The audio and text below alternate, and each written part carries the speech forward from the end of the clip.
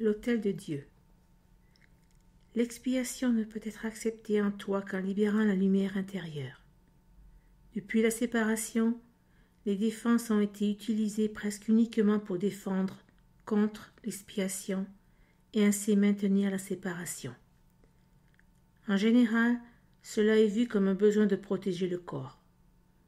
Les nombreux fantasmes corporels auxquels se livrent les esprits viennent de la croyance distordue que le corps peut être utilisé comme un moyen d'atteindre à l'expiation. Percevoir le corps comme un temple n'est qu'une première étape dans la correction de cette distorsion, parce qu'elle n'en change qu'une partie. Elle reconnaît que l'expiation au sens physique est impossible. Toutefois, l'étape suivante consiste à se rendre compte qu'un temple n'est pas du tout une structure. Sa véritable sainteté réside dans l'autel intérieur, autour duquel la structure est bâtie. L'importance accordée aux belles structures est un signe de la peur de l'expiation et l'indésir d'atteindre l'autel même.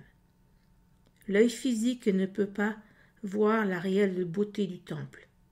Par contre, la vue spirituelle ne peut pas du tout voir la structure parce que c'est une vision parfaite.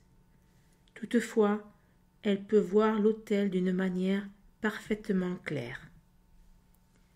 Pour être parfaitement efficace, l'expiation a sa place au centre de l'autel intérieur, où elle défait la séparation et rétablit l'entièreté de l'esprit.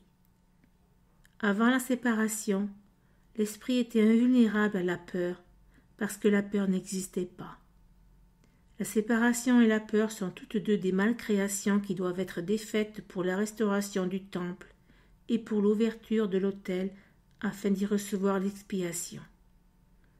Cela guérit la séparation en plaçant en toi la seule défense efficace contre toute pensée de séparation, te rendant parfaitement invulnérable.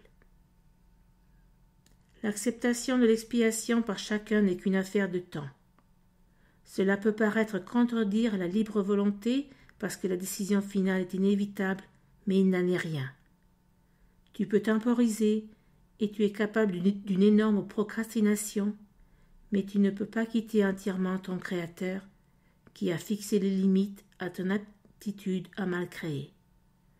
Une volonté emprisonnée engendre une situation qui, à l'extrême, devient tout à fait intolérable. La tolérance à la douleur peut être grande, mais elle n'est pas sans limite. Tôt ou tard, chacun finit par reconnaître, même très vaguement, qu'il doit y avoir une meilleure voie. En s'affirmant, cette reconnaissance devient un tournant. À la fin, cela réveille à nouveau la vision spirituelle tout en diminuant l'investissement en la vue physique.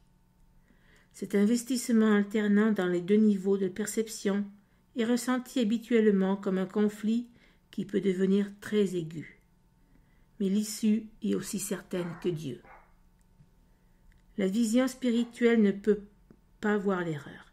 Littéralement, elle ne cherche à voir que l'expiation. Toutes les solutions que recherche l'œil physique se dissolvent.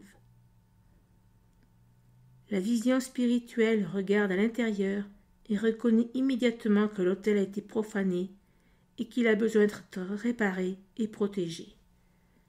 Parfaitement consciente de la défense juste, elle passe outre toutes les autres et regarde passer l'erreur vers la vérité. À cause de la force de sa vision, elle met l'esprit à son service. Cela rétablit le pouvoir de l'esprit et le rend de plus en plus incapable de tolérer le retard, car il se rend compte que celui-ci ne fait qu'ajouter à une douleur inutile. En conséquence, l'esprit devient de plus en plus sensible à ce qu'il aurait considéré autrefois comme l'intrusion de très légers malaises. Les enfants de Dieu ont droit au parfait bien-être qui provient d'une confiance parfaite. Tant qu'ils n'ont pas accompli cela, ils se gaspillent eux-mêmes et gaspillent leur véritable pouvoir créateur en de vaines tentatives pour arriver à un plus grand bien-être par des moyens inappropriés. Mais les vrais moyens le sont déjà fournis, qui ne comportent absolument aucun effort de leur part. L'expiation est le seul don digne d'être offert à l'autel de Dieu, à cause de la valeur de l'autel même. Il fut créé parfait, il est entièrement digne de recevoir la perfection. Dieu et ses créations sont complètement interdépendants. Il dépend d'elles parce qu'il les a créées parfaites. Il leur a donné sa paix pour qu'elles ne puissent pas être ébranlées et ne puissent pas être trompées. Chaque fois que tu as peur, tu es trompé, et ton esprit ne peut pas servir le Saint-Esprit. Cela ta femme en te niant ton pain quotidien. Dieu est seul sans ses fils, et ils sont seuls sans lui. Ils doivent apprendre à regarder le monde comme un moyen d'aiguire la séparation. L'expiation est la garantie qu'ils finiront par y parvenir.